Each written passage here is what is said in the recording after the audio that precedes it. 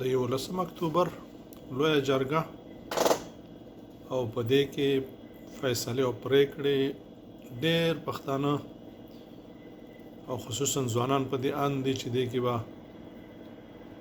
پښتانه جدا کېږي او څوک څه وایي او څوک څه وایي.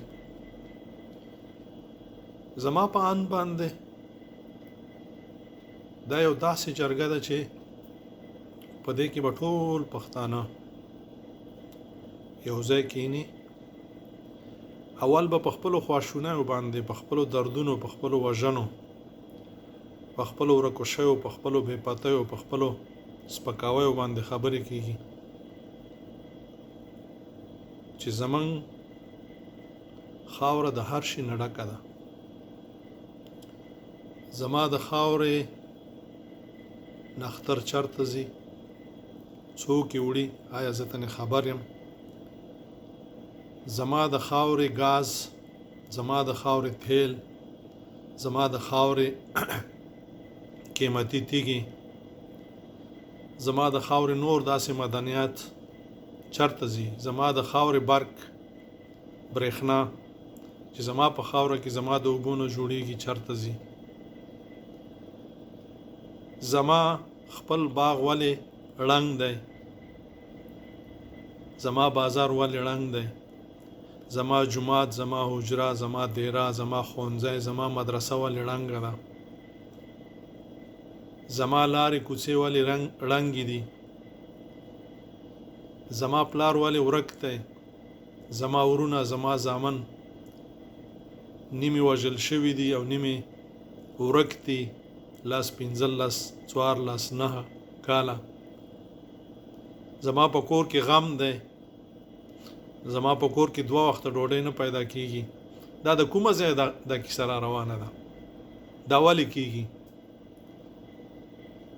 څومره پښتانه ورک دي، څومره وژل شوي دي، څومره زما مدنیات لوټل کیږي،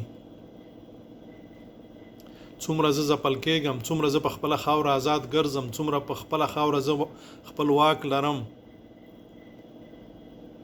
دې دپاره به پښتانه کینی، دې دپاره به خبرې کوي، د هرې سیمې، د هر کلي، د هرې قریې، د هرې ولسوالۍ هر څوک به خپلې ناخوالې دلته سره بیانوي او مخته به یې اچوي. د هغې نه وروسته به دوی یو پرېکړه کوي چې موږ باید د مخکې تلو دپاره څه وکړو، زموږ اول قدم څه وي. دې دپاره به پښتانه راټولېږي او دې دپاره به دوی پرېکړې کوي. که څه هم اوله پرېکړه به داسې نه وي چې راځئ موږ نور د تور خامار نه ځان جدا کوو، خو اول قدم به ډېر ګټور وي چې په دې ناسته باندې ټول هغه کسان چې نن د خپل دښمن په خوا کې ولاړ دي او د خپل دښمن ملاتړ کوي او په دې باندې خوشحاله دي چې زما کلیوال، زما عزیز، زما پښتون، زما ولس وشرمېده، ووژل شو، مر شو، ولوټل شو. دا ښه کار دی، ولې چې دا د ریاست دنده ده او دا چې کوي ښه کوي. نو دویم که چېرته لږ څه فکر په دې کوپړی کې لري او ذره برابر ایمان او ننګ پکې وي نو پوی بشي، او که نه بې ننګه وي هغوی به لار جدا کړي.